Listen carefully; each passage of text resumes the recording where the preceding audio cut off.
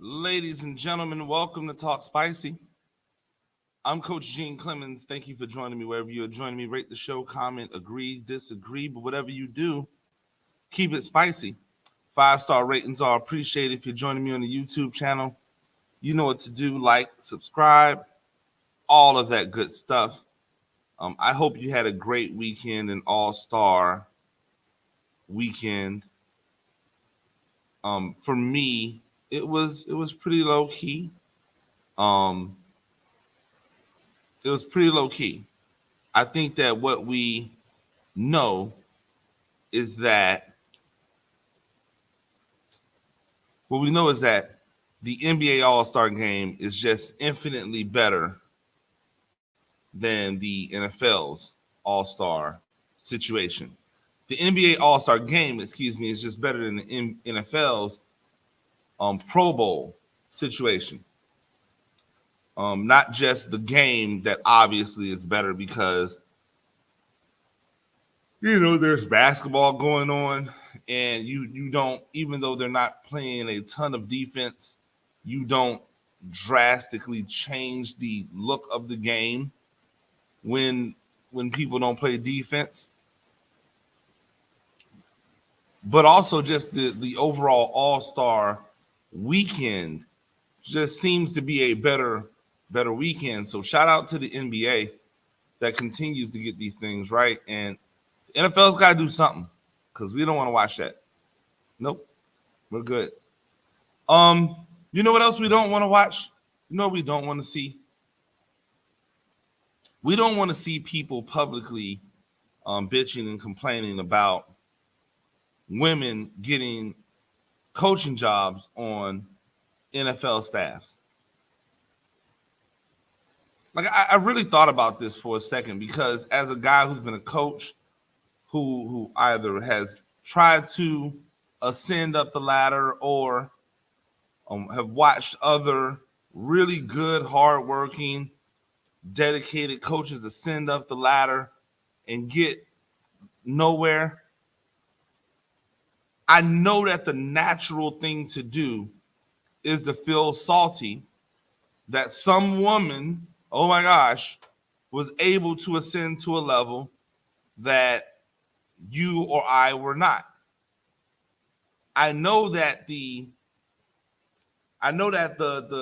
natural thing to do is to hate, to say, oh, well, I know more about football than she does, or I know more about football, or I can coach these guys better than she can. But here's the thing. How do you know that for sure? I mean, you can think whatever you want to think, right? But how do you know for sure that you understand the game better than a woman? That's hubris talking. That's hate talking. And unfortunately, your hubris is something that's you. So you got to deal with that yourself. But the hate is pointed at the wrong people.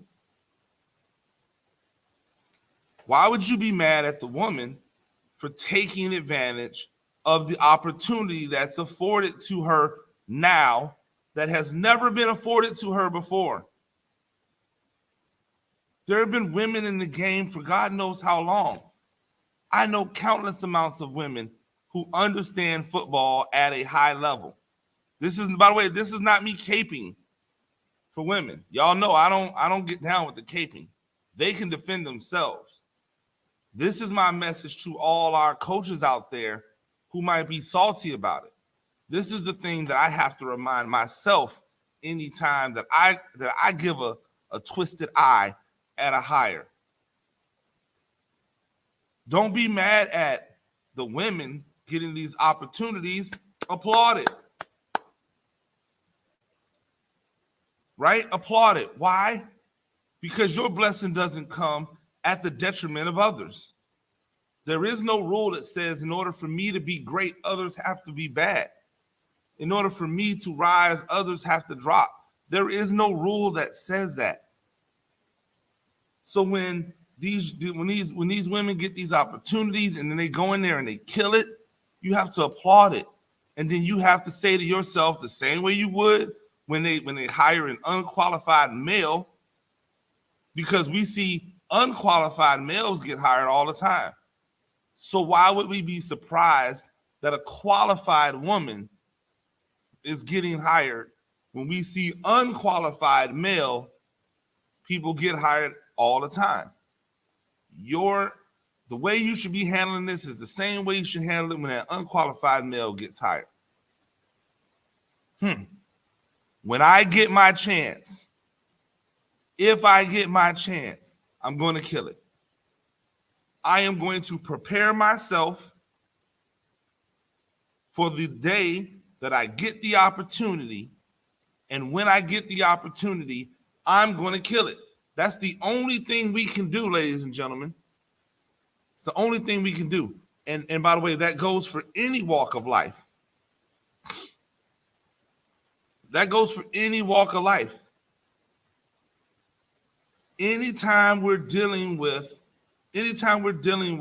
situations where we feel as if someone has been able to get a job that we want, that we feel that we're more confident, more qualified for, regardless of gender, we have to remind ourselves, when I get that opportunity, I'm going to kill it. Now, how do you make sure that you're going to kill it when you get the opportunity? You have to prepare yourself in the meantime. You can't just sit back. You can't just sit back and go, oh, when I get my chance, I'm going to work harder than anybody else, while not working harder than anybody else now. You can't turn on and off work ethic. You can't turn on and off the ability to grind. You're either a grinder or you're not. That's what it comes down to. You either work hard or you don't. You're either a student of the game or you're not.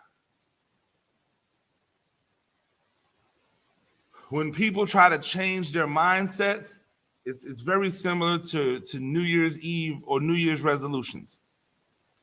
Can you make it long enough to where it just becomes a part of who you are? And because it hasn't always been a part of who you are, if you take any extended period off, you're going to resort back to what it was before. So knowing that, we have to applaud these women. And here's the biggest reason why. Is because the word coach is androgynous. The word coach is androgynous. Coach does not mean male. It does not mean female. It has no gender. It has no designation. Coach knows no race. Coach knows no socioeconomic classification.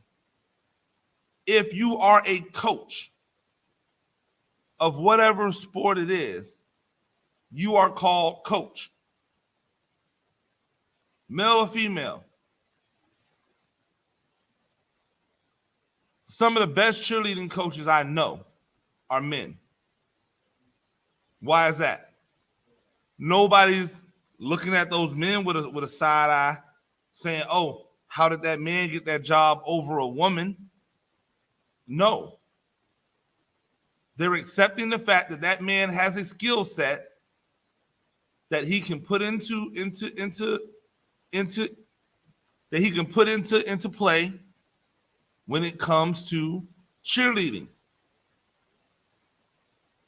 By that same thought process, there's no reason why women can't be referees and do a really good job as a referee. Why? Because a referee is androgynous. Doesn't say male or female. There's no reason why a woman can't be a coach in the NFL, can't be a coach in the NBA, can't be a coach in Major League Soccer or in high-level soccer. There's no reason why a woman can't be a coach in hockey. not in women's hockey or in women's soccer or in women's basketball or in women's football, but in all sports, male or female, because a coach is a coach, period. I just hope that as more and more women get these opportunities as coaches and in the front offices, that they remember how difficult it was for them to ascend to that level, and don't just walk in the door and close it behind you. See, that's the problem that I feel like we have when it comes to our minority hiring. Not that many, no black owners. Okay, cool. A few black GMs. How many of those black GMs have black head coaches? A few black head coaches. How many of those black head coaches have filled their staffs with black coaches? Why is it one of the most diverse staffs in the NFL belongs to a white man? The most inclusive staff in the NFL, I believe, is down in Tampa Bay. Unless Bruce Arians has been hiding something, he's a white man.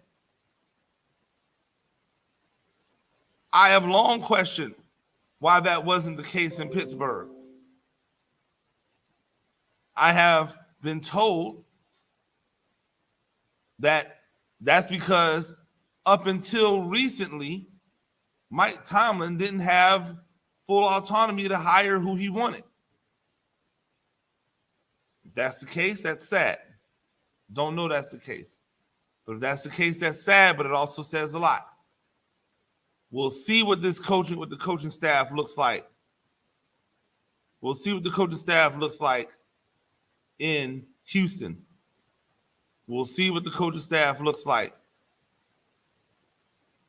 in Miami. Well, actually, we know what the coaching staff looks like in Miami. White guys at the top, black guys at position groups. How we normally see it happen. But the Minnesota GM, white coach, the Chicago Bears GM, white coach, that doesn't get it done. That's not how you flood. That's not how you flood the club. You flood the club when you walk in, you put your foot in the door, you put something in the door so that other people can follow in behind you. So that's what I want to see women do. When you ladies get in, and you're starting to get in, and I'm here for it, kick the door down. Let all the other homies get in there as well. Be better than we've been at it. I think it's a beautiful thing. I don't know why people are so upset about it. I don't know why people get so huffy. I also don't know why it is we can't just look at a situation for what we see and not try to assign specific blame, but just say it's all bad. The Michigan-Wisconsin game this weekend was interesting. The game wasn't really that interesting. Wisconsin won. But afterwards, and this is how I saw it. And so if anybody else wants to dispute what I saw, go look at the video. The handshake line is happening. The Wisconsin coach, who I don't know his name, is in the handshake line, shaking hands or slapping hands with Michigan players. Doesn't look the greatest. He doesn't look happy, but he's just, it's over. Slapping hands, they walking by. You see Juwan Howard coming to the picture, and clearly Juwan Howard was trying to avoid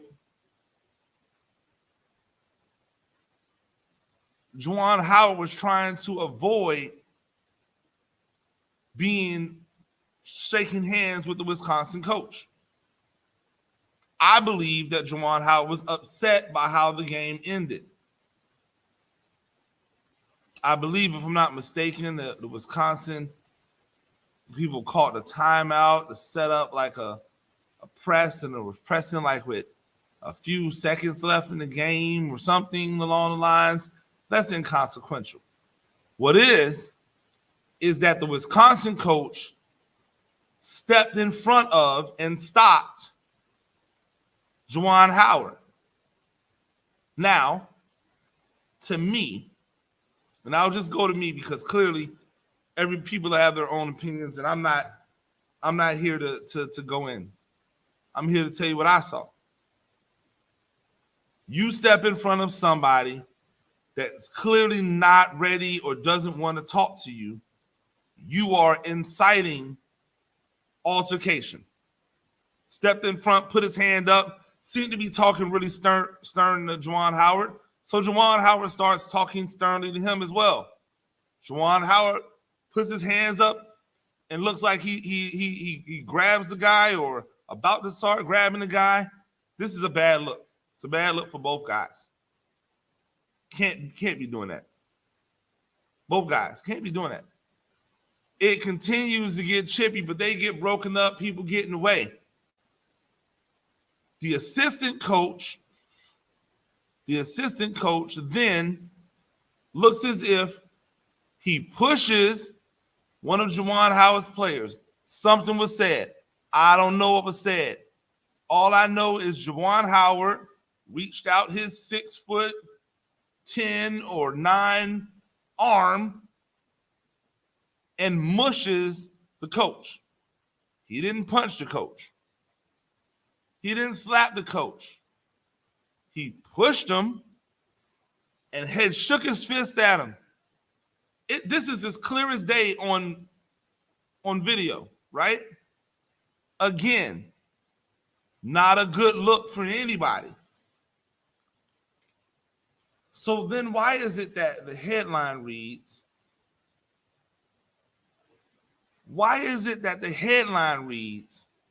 that Juwan Howard punched the coach? Do you people not know what a mush is? Do you not know what it is? Is that why? Or is it the angry black man syndrome? Oh, well, Juwan Howard punched the assistant coach. This isn't the first time Juwan Howard has had issues. Well, guess what, ladies and gentlemen? We're in 2022. And in 2022, we are not going to be here for you to talk to us any old kind of way. You have to understand, as men and women, that freedom of speech is not freedom from consequences. So if you say something that I don't like, there is a chance that if you said the wrong thing, it might trigger a physical response. If you don't want that kind of response, guess what you should probably do? STFU. Simple and plain.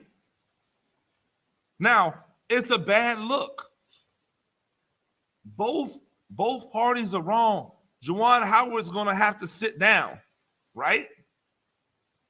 There's no doubt about it. Juwan Howard should be suspended. Probably not even just suspended for a game. He should probably be suspended for a couple of games, for a few games.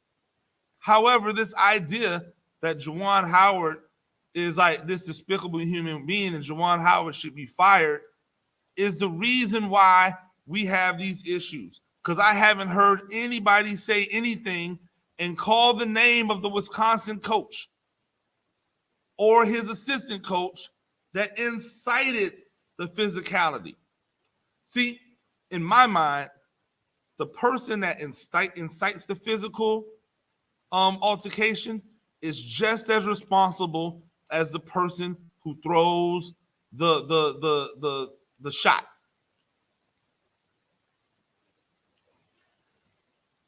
If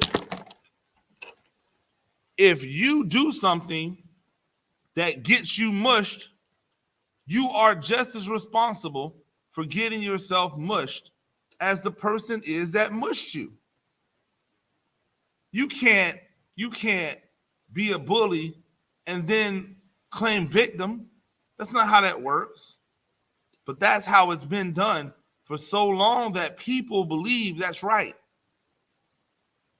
I may not have a popular opinion in this, and that's okay.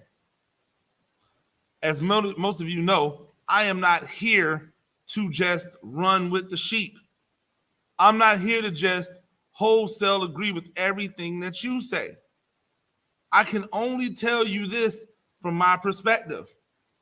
I understand how to control myself. I'd like to think that I wouldn't get into a physical altercation on the sideline.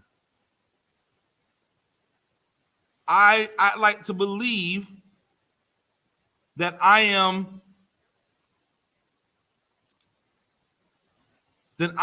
like able to understand this at a level to where I can't do anything, not because I don't want to, but because I understand how it's going to be shaped. I get that, but not everybody gets that. Maybe Juwan Howard didn't get that. But man, we don't say anything about the people who incite the issues. And that to me is wrong. So until we start looking at these things fair, until we start looking at these things from both sides, I got no words for you.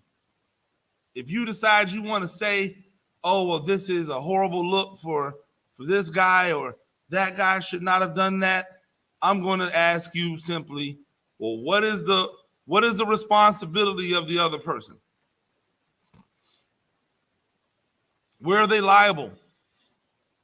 If I can just go up and nana boo boo somebody in their face and just wait for them to strike me, to hit me, to push me, whatever, and I don't have to assume any culpability, then man, that's great. But that ain't life. That's not real. You have to be responsible for your words and your actions. And just because your words or actions don't escalate to the level of others' words and actions doesn't mean that your words and actions are not without penalty. So yes, I think Juwan Howard should sit down. I absolutely do. I believe Juwan Howard should miss a few games. Absolutely. I also believe that the Wisconsin coaches should miss games. Just as many games as Juwan Howard. Don't give Juwan Howard more games. Don't make his punishment more because his way was to push, to mush. Say, look, you guys should be the example. You guys know better. You guys are going to sit down and lose some games. Pay their penances and move it on. And guess what the Wisconsin coach should do in the future? If a coach does not want to shake hands with you or talk to you after the game, right after the game, then maybe you should just walk on by.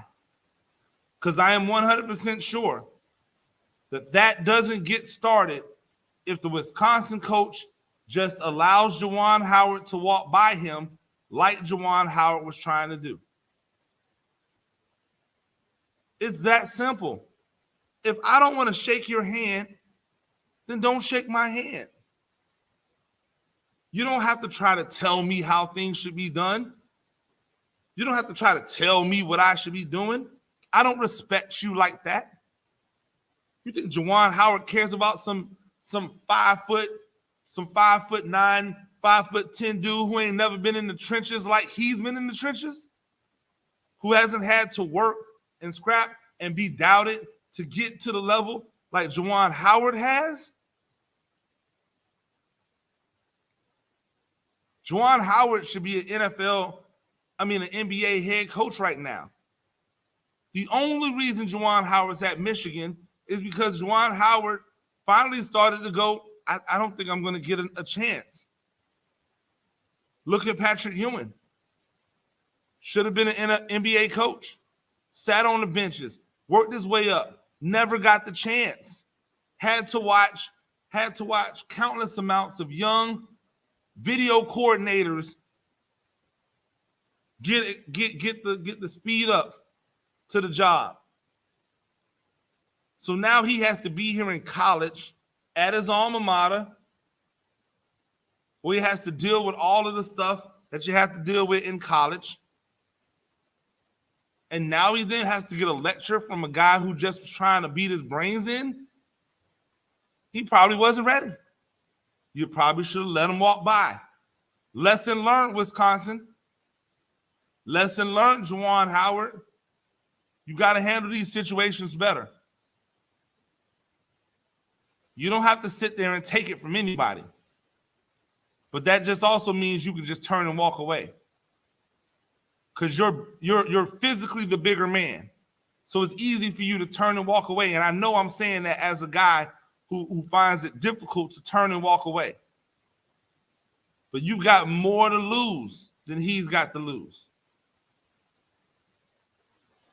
It's more than you on the line. It's every other guy that comes after you that's going to be painted in that same picture as you.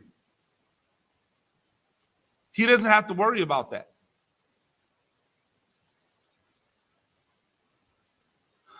It's a crazy situation. I don't know. It's a good Monday, though, and it should be a good week. Ladies and gentlemen, that's Talk Spicy. I'm Coach Gene Clemens. You do this thing a few times a week. Rate the show, comment, agree, disagree. But whatever you do, keep it spicy. 5-star ratings are appreciated. If you're joining me on the YouTube channel, you know what to do. Like, subscribe. Till next time. Peace.